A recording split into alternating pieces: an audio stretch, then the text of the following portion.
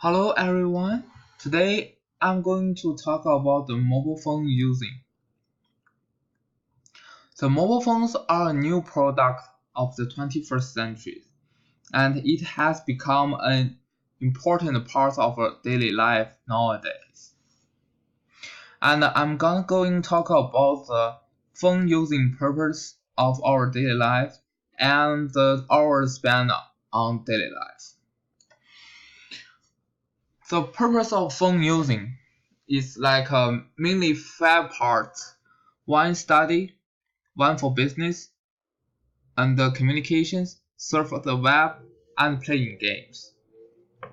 From the data I found online, the main purpose of the phone using is still is the communications. The 30% of the user using their phone for communications. So communication, which is the talking on the phone, text, chatting online, like using the Facebook or other social community web apps. Another main purpose of the phone using in our daily life is using business because the mobile pay is a really populate in our daily life. So people are using their PayPal or Apple Pay, Samsung Pay or Google Pay in their daily life. And also I'm going to talk about the hours spent on the phone per day.